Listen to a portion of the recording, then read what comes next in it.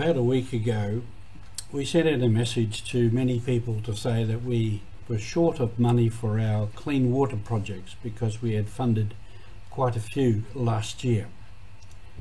A response to that was from our Canadian province, MSC province, which asked for details so that they could help one or other project. So we're in the process to introduce to you in these pictures some of our brothers. Roger from MSC Mission Office. First one of the Canadian brothers. Our French Canadians from Canada spoke. These were French-speaking in the past Canadians. Some of their members, and they came out to help the French mission in Papua. And this is the other French-speaking in the and brothers sawmill. Some of the brothers own the pictures. Sawmill is another story. And then we have a group of all the brothers at their annual retreat at Yule Island, which concluded on the 4th of July, the anniversary of the coming of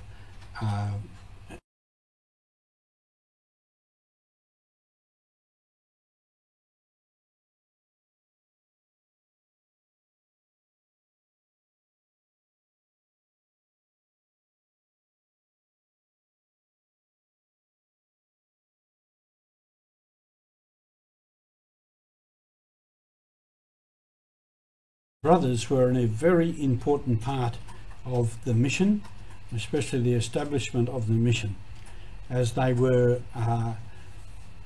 carpenters, tradesmen, mechanics. They built roads, they built sawmills, they built houses, they built schools, hospitals, clinics, many things. They were a great workforce for the whole mission.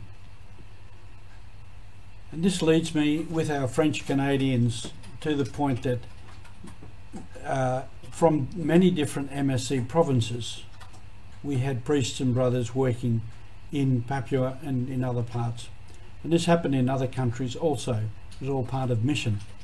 So with the mission, as you would guess, we were always short of personnel. There was always more to do. There was always new territory to move into. There were always more people to approach and evangelize. And often those people were asking for the mission to come. And so there was a need always for more people.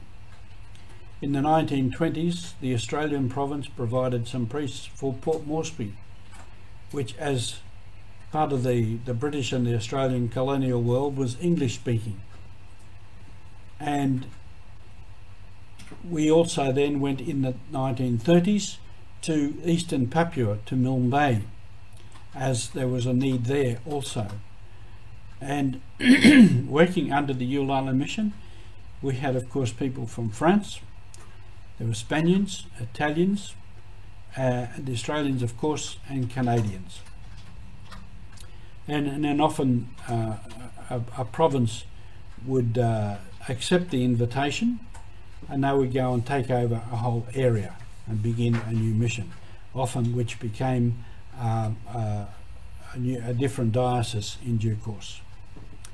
We also had late in the 1950s the Capuchin priests from the US of A came and took over the Southern Highlands, which was part of Papua, and therefore came under the jurisdiction of the bishops at Yule Island. It was Bishop Soren who asked the Capuchins to come.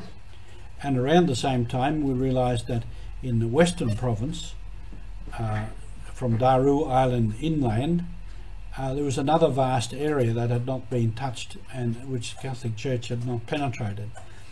So we asked our Irish province to take that on. They had a look and declined because they didn't have the resources.